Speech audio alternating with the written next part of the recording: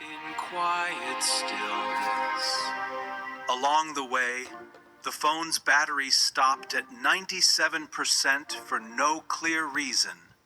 It was a tiny fluctuation, never meant to be recorded. Yet this program gathers only those small, meaningless shifts. Meaning optional.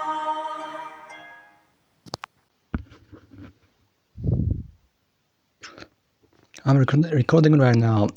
I was watching the third Harry Potter movie again today. Afterward, I got curious and looked up the main character. Turned out he was this development trait called developmental coordination disorder, and he got diagnosed with it. Emma Watson has ADHD too. He had a really hard time at school because it's so he looked for a place to fit in outside of school and tried out for acting, which is how he became an actor. You see, this with a lot of idol too. Some people with developmental traits just make it work. They are still part of the same society, but while you don't really hear about them doing well and regular jobs, they do well in show business or sports. I guess it's an artwork. I don't know, but some people find their sport and artsy things and make it work. But when you really think about it, it's pretty strange. Like I said, they are living in the exact same society. And even in the art world, you still have to deal with people, but seeing how they get by, it makes me think that if you are lucky, you can still get things done and hold down a job, even with this trait. But then this guy ended up struggling with alcohol. It's not strictly because his trait, but there's really no point in envying other people. I think you can just look at life as an equal exchange. Every life is the exact same value. I can say that for sure, because honestly, life is no real value to begin with. Also, the kid from Home Alone made a huge amount of money, and all that wealth got him into bad habit and ton of trouble. I heard about that before, but looking it up again today, it sounded like he went through a really rough time. This happened way too much. Take NBA or NFL players from what I heard. This is just what I heard. 90% of them go broke. It sounds crazy, but they get caught up in money, trouble all the time.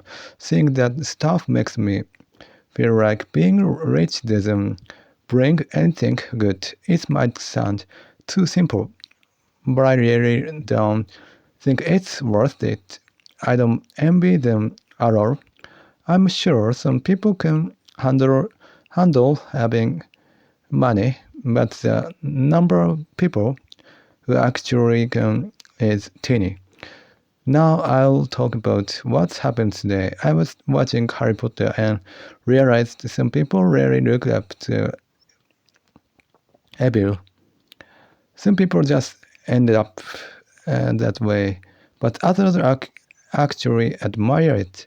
I wondered why, but evil is just a tricky word. There are so many different feelings packed beside who you think about whether ever even exist. It might be real as a concept, but humans just picked these words are good and bad to make things simple. To me, it feels completely meaningless. It's not like good and evil are fighting each other. There are two sides of the same coin. They feel like the same thing, and thinking about it is a waste of time. So it's not weird at all. If someone likes evil, even if it feels strange to regular people, according to behavior, genetic people who break social rules are just weird and the way from birth. Sadly, you just have to accept that these people exist. You can't figure out why, but you just have to understand that some guys are gonna do bad things. Moving on to the next thing, watching Harry Potter made me think about movies in Japan. Movies show ghost and God, but when you watch stuff from other countries, it's completely different. In America, it's chainsaws, and in the UK, it's devil. Every country is its own things, and the differences are huge. Are they all trying to show the same invisible thing in different ways? If you look at it that way, then why are they so totally different? That's right. There are proofs it's just a daydream, a total illusion. The people making them see these things so clearly in their head. People who see ghosts can draw them because their imagination. And when they watch these movies, they don't find it strange at all. They just think, yeah, that's ghost. That's a proof. Because they are drawing something that isn't real. You get completely different version. Depending on the country, it's nothing but proof that it's all a fantasy. Let's move right to the next thing. For someone like me who struggles to feel meaning, I have to do things a certain way. Even with this podcast and with my food for 7 years, I forced myself to just focus on eating. I don't watch TV, and I don't let myself think about random things. Well, maybe thoughts still pop up. I've been doing this podcast for 2 years now, and keeping it going takes a ton of work for me, since I don't feel meaning easily, and because I don't think life is any absolute meaning. I have to use these tricks. What I'm doing is closing up any gaps so the noise can't get in. That voice is asking, what's the point of doing this? So I just focused. But when I say focus, it's not that intense hyper focus.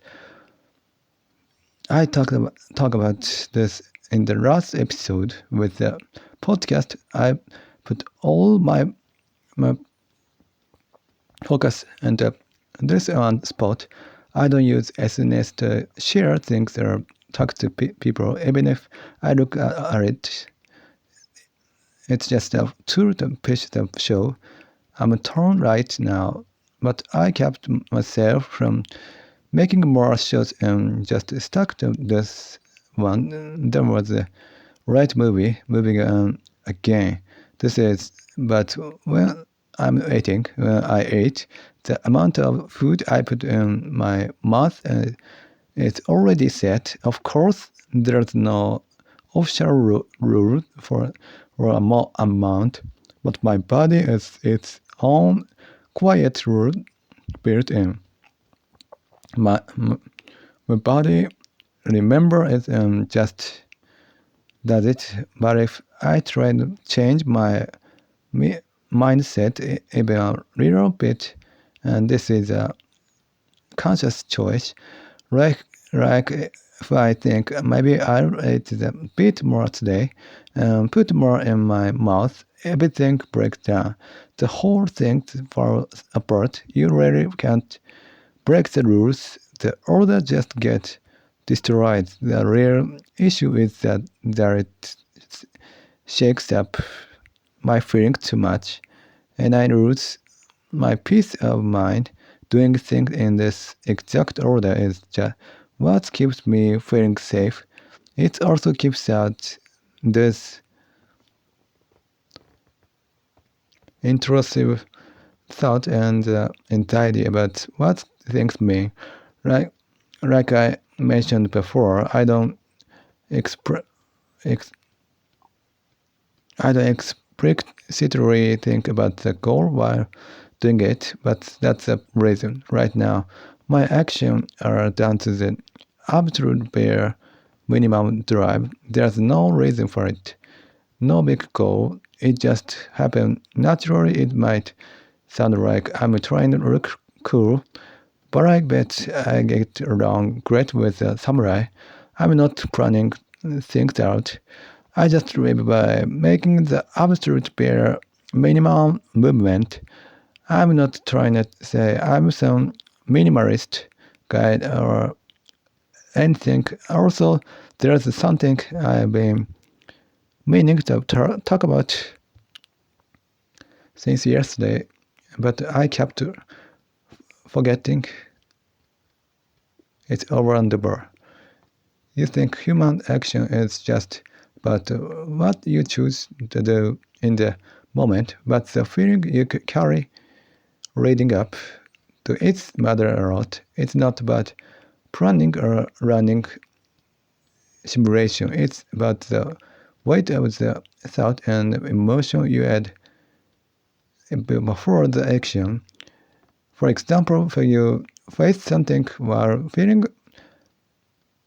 massive regret, you'll put out an insane amount of energy, even if the actual physical movement looks exactly the same. Nothing changed on the outside, but the time spent thinking and feeling before you act completely change the outcome. It's strange. I doubt I'm the only one who feels this way, but this is really hard to explain clearly. It's not about getting ready or practicing in your head. I can't think of a specific example right now. By the way, like I always say, the idea that our conscious mind moves first is the lie. The brain gets the action ready before the mind even works, and consciousness just attacks long after. In that sense, it's strange thing. Consciousness comes last.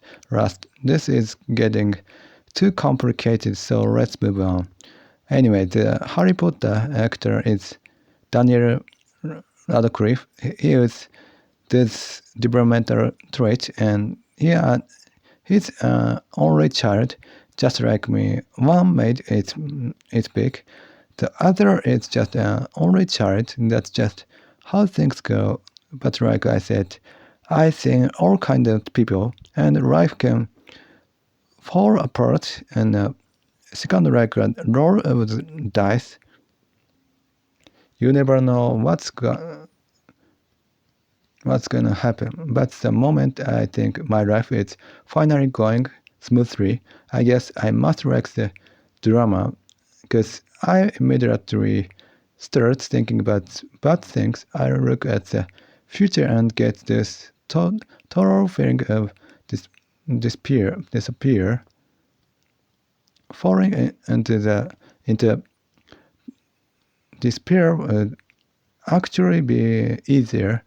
If I could just give up and stop caring, that would be nice. But going back to what I said before, like how trying too hard to fall asleep keep you awake, or trying too hard to focus on your food makes you lose a taste. This might be similar. Don't you guys ever think to yourselves in the afternoon, today was fun, or just look back at the whole day and feel good? You might think, lunch with my friend this morning was fun, or I was so busy cleaning this morning. I think most of that is wrong. Even if you're good at looking at yourself objectively, it doesn't change anything. Even if you're great at that, it's the same for me when I'm recording the English episode or working on the show titles. I don't actively feel pain while doing it, but looking at the fact I'm sitting there staring at the screen, coming up with ideas, putting them down and wiping them out, my brain and my mind must be completely wiped out, so it has to be painful, but I don't notice it in the moment, even though it really is hard, because I'm totally focused. If I run out of things to do, that's when things get truly painful. Time just drags on. So when I look back later and think that morning was rough, I'm just fabricating that feeling. I have no real way of knowing if it was actually harder than usual. You might think that since it's happening right now, I should know if it's painful or not. But when you're focused on what's right in front of you, you can't label it like that. If you try to watch yourself objectively, you lose your focus, and once you look, you start wondering, am I having a hard time right now? Am I tired? But the moment you do that, you aren't focused anymore. So your feelings are completely different from that focused state, even if your body is exhausted. Being focused can make you feel like you aren't tired at all. But looking back, it's obvious that when I have nothing to do and tons of free time, my body and mind are much more relaxed. Yet that open space is exactly when I feel lousy, and looking back later, I just think that was a miserable time with nothing to do. That's why I say it's misunderstood. Looking back to judge how you felt is pointless. We just put names like pleasure or pain on human emotions anyway. Thinking about whether an action brings pleasure or pain doesn't mean anything. In that case, even when I think I like or I dislike someone, since it's about myself, I might not actually know the truth. I happen all the time. You think you hate something, but you actually like it. Also, I try really hard not to make value judgment. It's not because I want to be a good person, and it's not out of sense of justice. Avoiding value judgment is just my baseline, but I think it's fine to have like and dislikes. I still have taste and interest. If you listen to my last episode about FIT, You'll see how it connects when I'm thinking about show titles. I'm pretty nihilistic, but regular nihilist lose all interest in everything. For me, my sense don't go numb. They stay incredibly sharp. Becoming nihilistic just means I stopped judging things as good or bad. That part is true for me. I stopped judging, but that didn't make my sensitivity go down. It's not like I don't care about anything, and I don't really think things are bad either. Moving on, this is just like what's happened the other day. Today, the amount of tofu my mother talked about looked completely different from what I thought, and when I asked, it turned out I completely misunderstood her. It was a mistake a little kid hadn't even make. Once I asked, I got angry, but I wonder why I keep making this dumb mistake when I'm usually so uptight about every little details. Weird slip-ups just happen. They say truth is stranger than fiction, but it's not the world around me. It's my own brain that's strange. I guess I can't help it with my trait. Also, I didn't feel anything watching the night view from Mount Hakodate. I remember it clearly, and I don't remember being moved at all. Today on the radio, someone was talking about how beautiful it was, and it made me realize again how detached my sensitivity is from regular people today. Instead of feeling lonely, I felt this urge to fix my broken perspective, even though I know it's impossible. I'm just trying to make sense of this whole situation. Also, I looked up the difference between national health insurance clinic in town and regular hospital, but I couldn't figure it out. I searched for a while, and maybe I got it, or maybe I didn't. That's about it. Also, I get deja vu once every 3 days since I do the exact same thing every day. I guess it makes sense, but it's still weird. And when it's happened, I don't just think, oh, deja vu. It's instantly linked to the dark feeling that something terrible is about to happen next. They're completely tied together. It's pain. I'm sure it's just an obsessive thought. Also in the morning, I told myself I want to record the English episode, but I decided to do it anyway. I go back and forth whether to skip it or record it.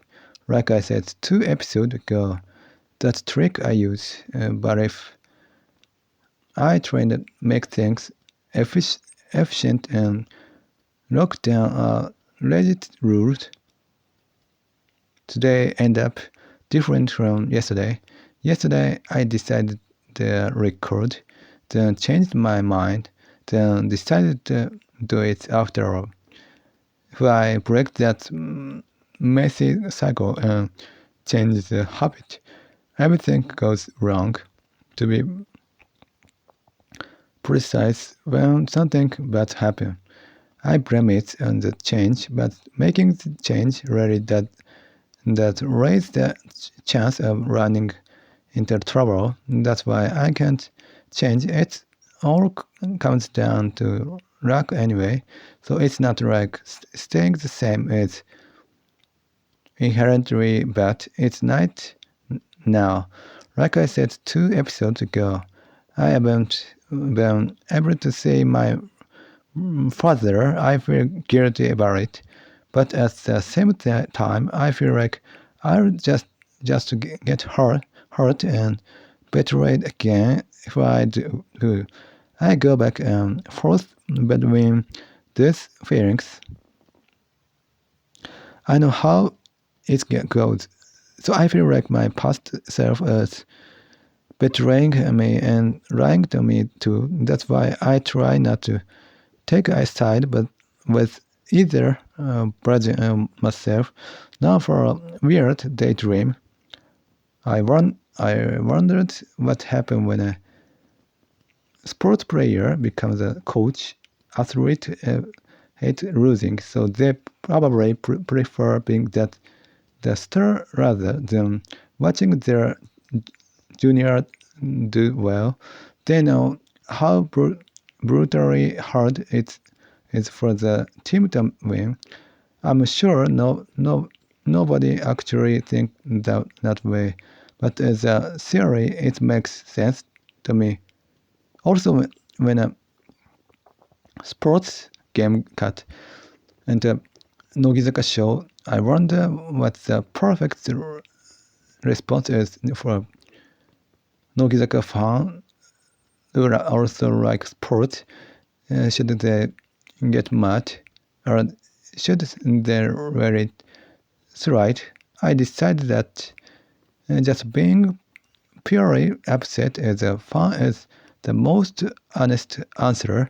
Thinking about it now, I don't know why I'm dissecting such pointless stuff, but I was caught up in this weird speculation. Also, I'll think of something to say on the podcast, but 5 minutes later, when I try to record it, I'm usually forgetting it completely.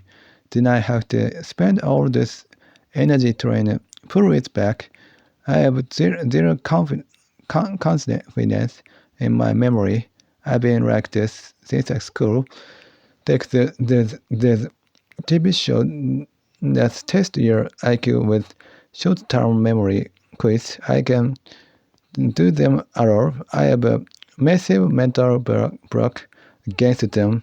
Also watching Harry Potter, there are so many parts that look exactly like a Hayao Miyazaki movie. It's probably just a coincidence, but I can't stop noticing it. I get fixated on these tiny things.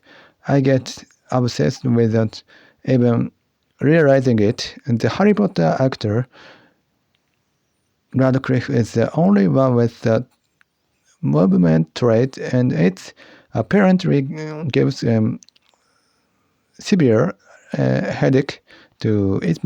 Made me realize that my developmental trait must be tied to my physical body as well. Sounds like his headache are awful and last for weeks, but I guess people just end up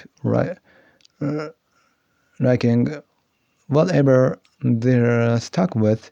About dinner today, it was that Chinese dish, double cooked pork.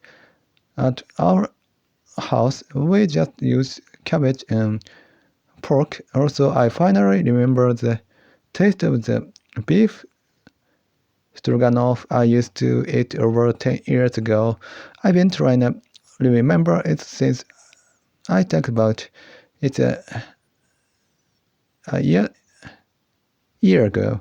And today it finally came back. Also, I was having the exact same daydream during dinner about that male idol group I talked about a year ago. The one where they split up but meet again after a long time. And even though they had a bad falling out, they cry and say they're happy to see each other because they were lonely Also, the croquette from yesterday tasted completely different from the one today.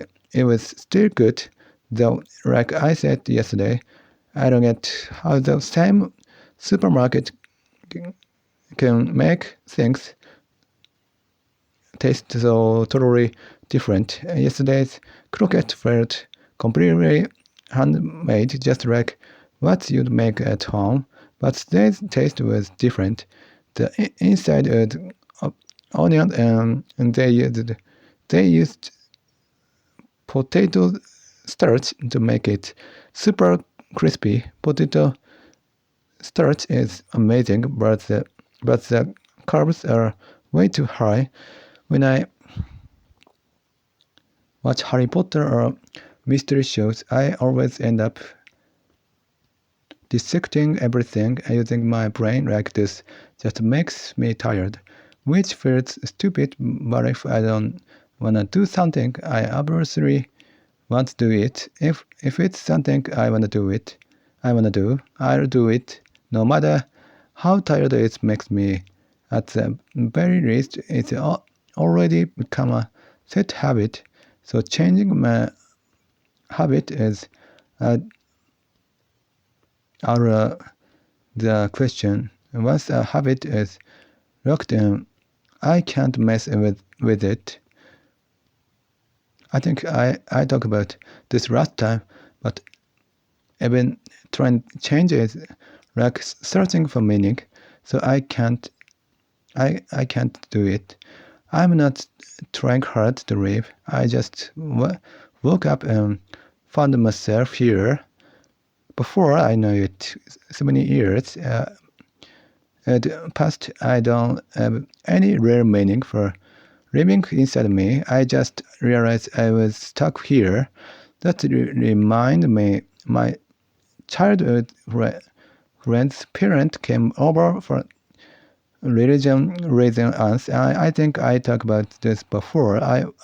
Our family really trusts them, but back then I was only worried about how they were judging me. I kept thinking I should just told them that it's another daydream, and obviously I didn't need to say it, but I should have said, please go easy on me. You guys are so perfect that it just makes me terrified or how I look to you.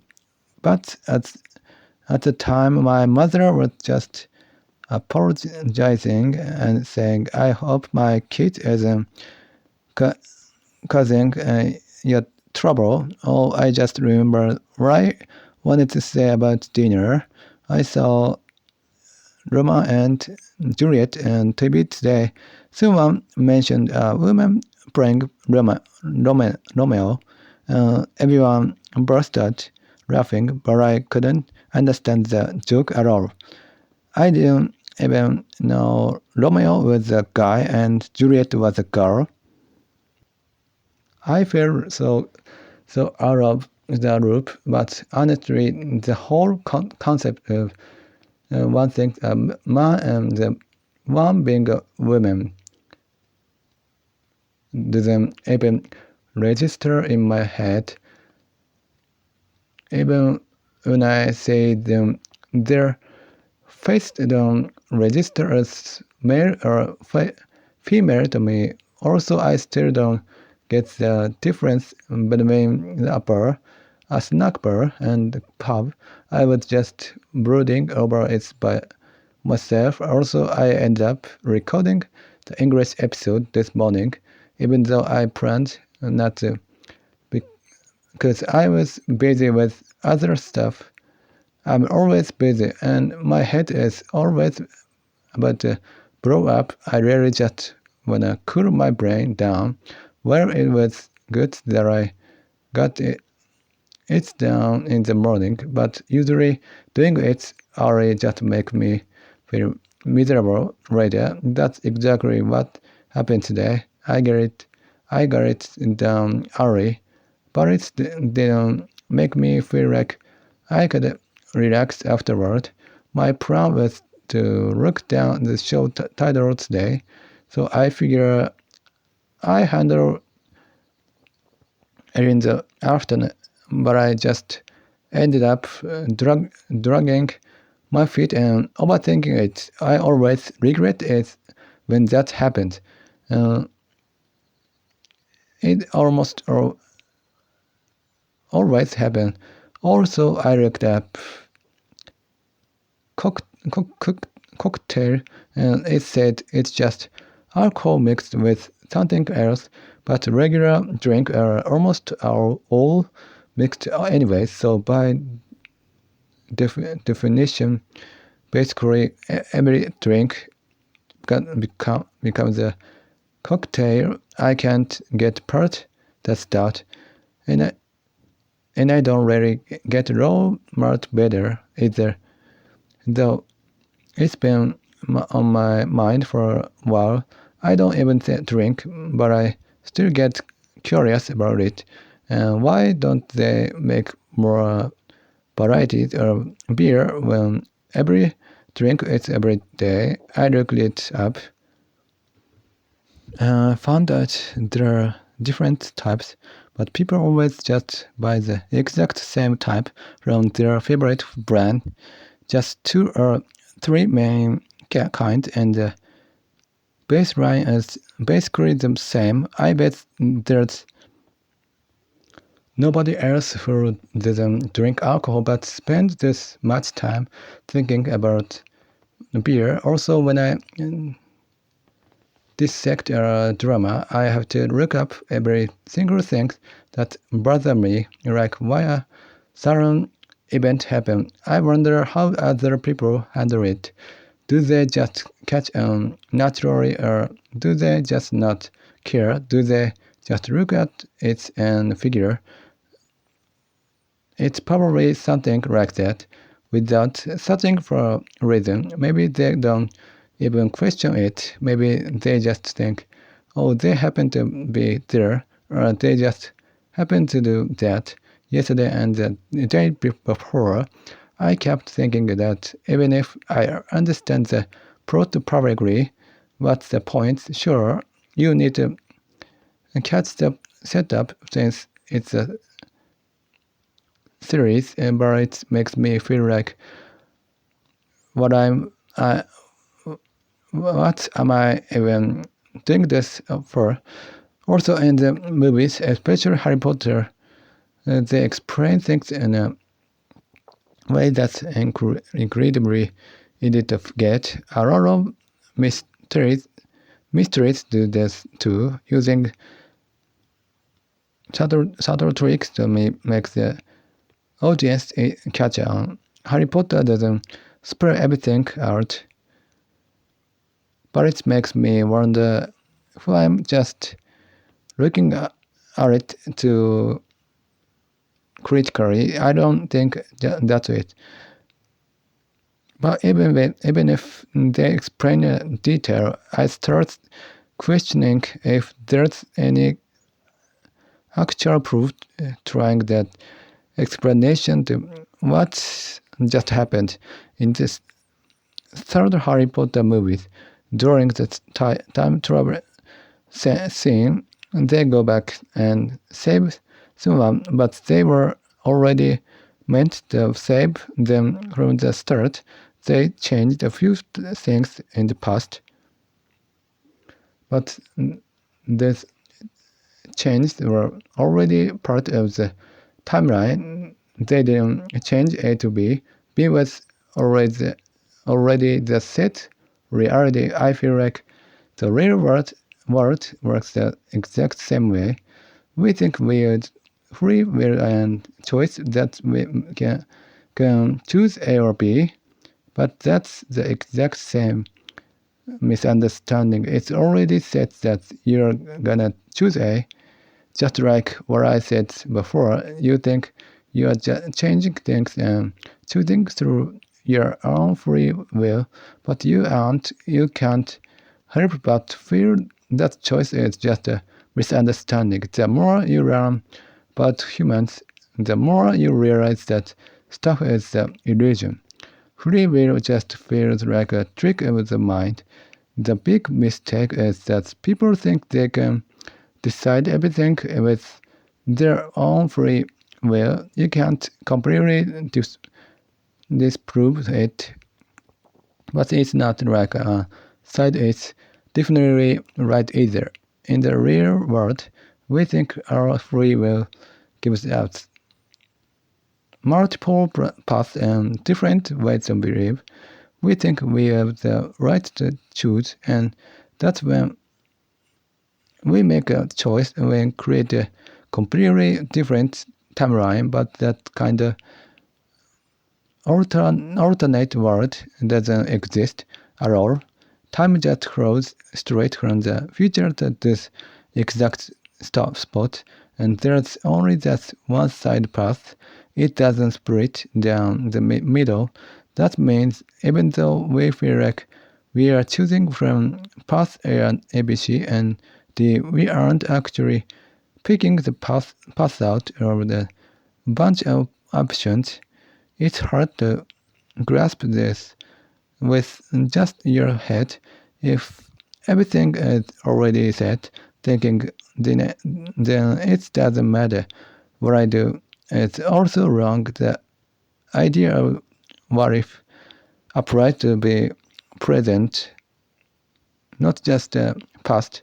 Thinking that I had an option to choose B is just a what if story. Thinking that way about the past or the present is always what if.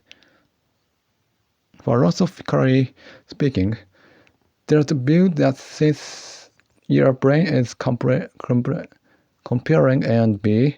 You do have choices. There's also the idea of determination that based on everything that happened in the physical world up to now. The future can already be calculated, meaning it's already set. We still can't say for sure which side is right. It's a tough problem, but with humans we assume our will is what drives us. But if you look at humans as just another object in the universe, you can't rule out determination. The brain itself is just a physical object made of the exact same particles, so it's not exception. And brain science experiment show that instead of thinking of multiple futures, the conscious mind isn't even involved right before and this decision is made. That's usually how it goes according to the data. Humans are animals too.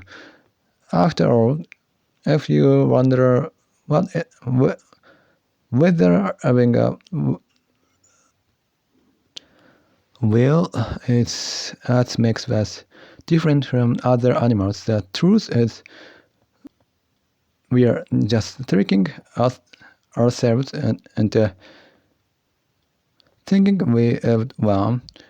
Our consciousness isn't actually causing the action. The only difference is that our brain plays a trick on us, making us feel like our conscious mind is the same calling the shot and making us movie.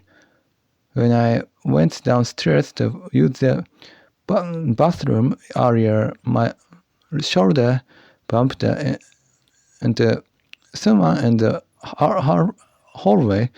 This happens all the time, but it's the right spot where you are bound to brush against things. We made full contact. After that, I tried really hard not to let my shoulder touch my blanket, but it got so freezing cold that I just gave up. You have to be so careful with this stuff. I used to force myself not to touch the blanket before too.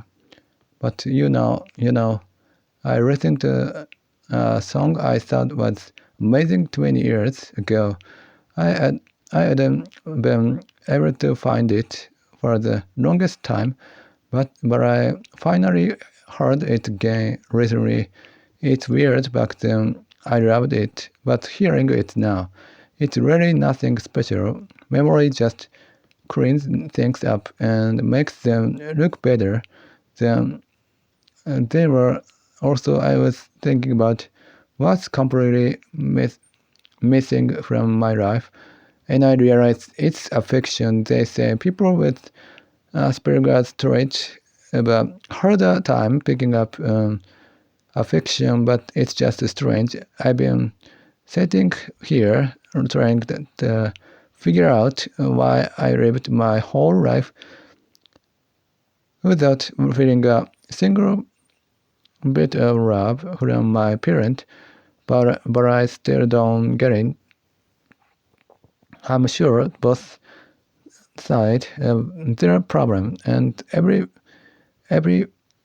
family has its baggage, but I doubt there's any other house with a boy that's absolute. You don't feel any affection at all.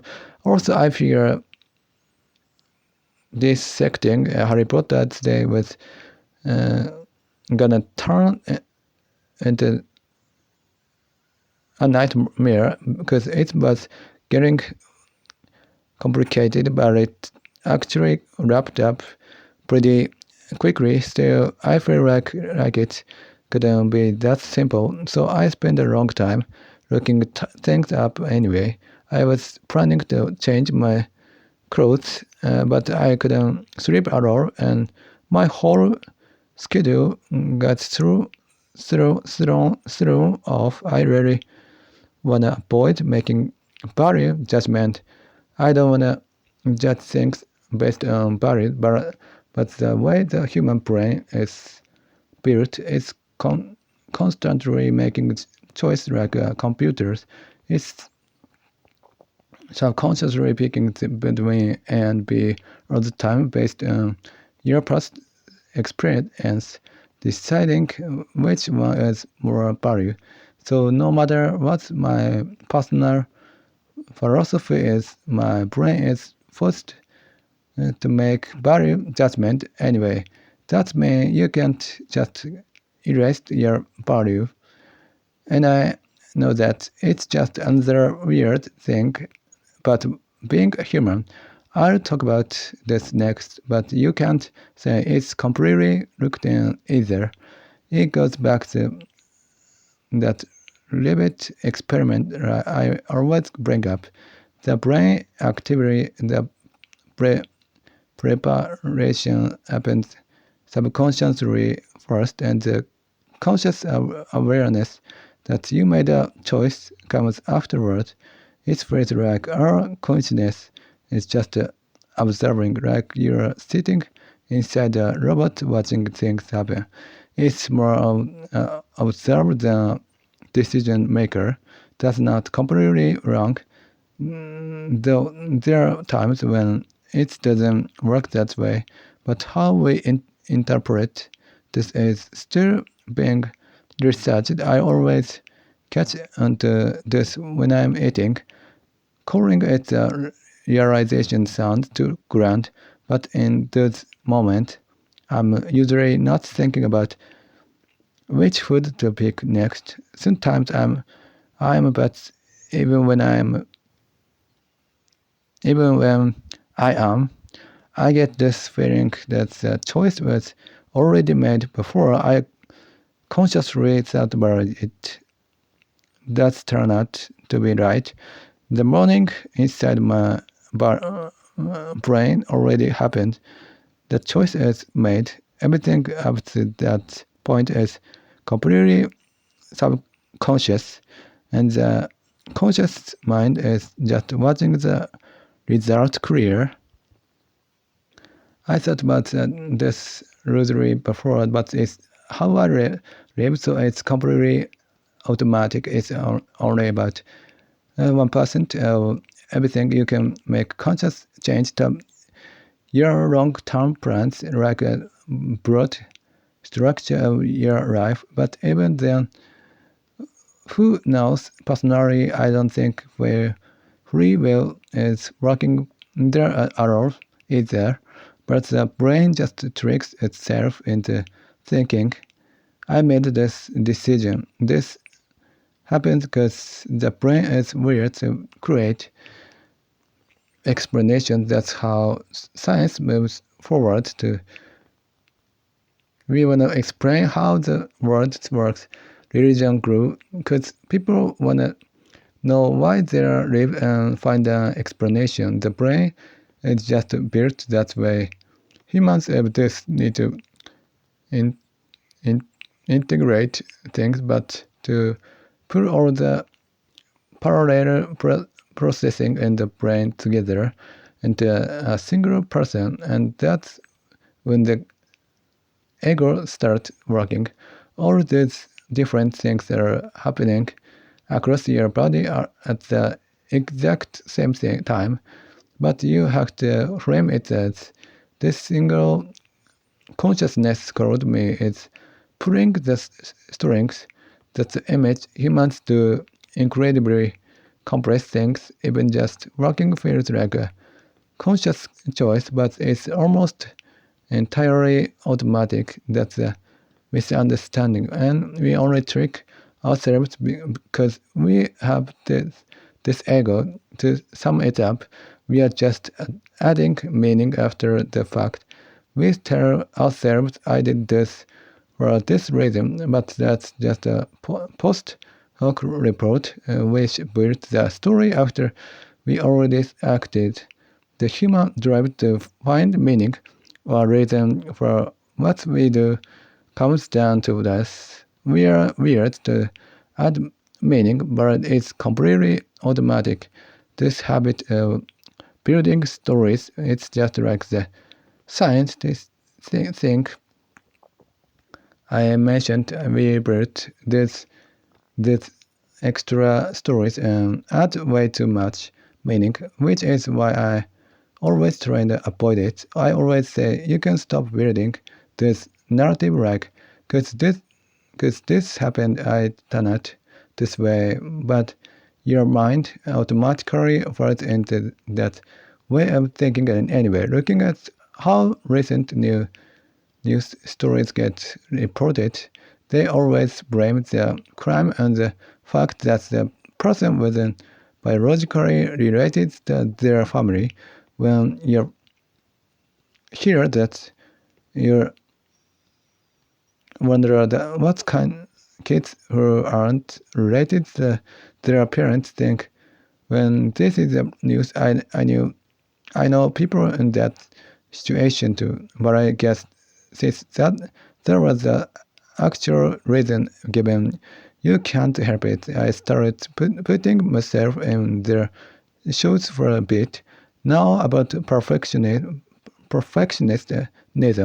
I just realized something. Being a perfectionist means you're searching for meaning, you're feeling meanings somewhere, or maybe because you don't feel meaning in your life, you're desperately trying to find it, but it's not like it, because any terrible backlash, though it does get extreme, sometimes the recoil from it is pretty massive, because it leaves you feeling like, what was I been doing? That's why I keep writing and scrapping the title and description over and over. I do it so many times over the past 6 months. Every single time, it leaves me wondering what's the point of all that work was. The stuff I'm talking about is a pretty cold way of looking at things, saying there's no free will or pushing determinism is a really detached perspective.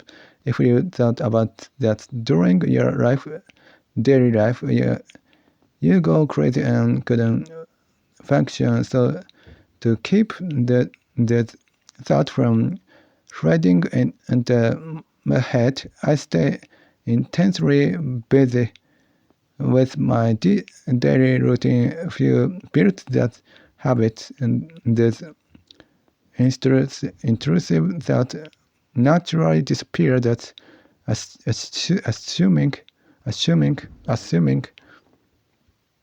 you can look in the habit. I mentioned that I don't feel any affection, but it's not like, well, I was just remembering the first Harry Potter movie where the main character getting his parent love is the ultimate dream. But when I watch that, I don't feel jealous at all. And if you ask whatever, that's because I received plenty of love myself.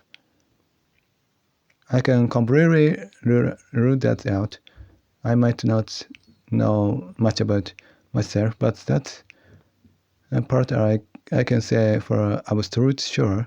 Still, I'm the type to get lonely, so it's not like I'm completely numb. Fortunately, this morning I realized my life is just a series of things going wrong. A life where I threw away the things that actually worked.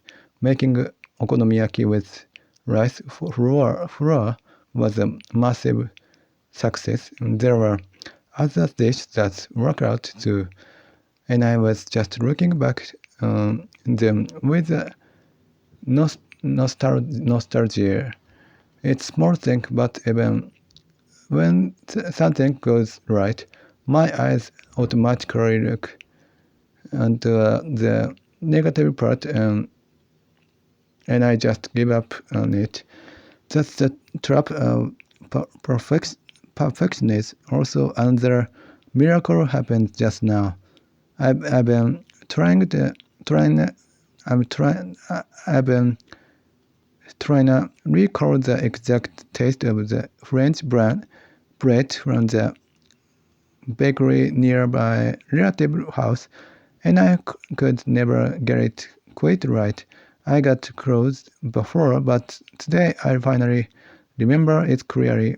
I had it down, but the bread I made with the machine at home was delicious too, and the bread with so much history and variety. That's exactly why it's frustrating, because I can eat it. I don't eat bread at home at all right now.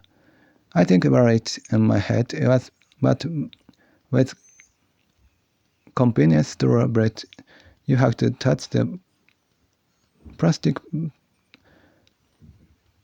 packaging. I can do it. I realize something new about the show title. Strongly, I don't feel like I'm stuck, but I haven't felt like I'm moving forward at all over the past 10 years either. It's like I'm standing completely still at a furious, violent speed.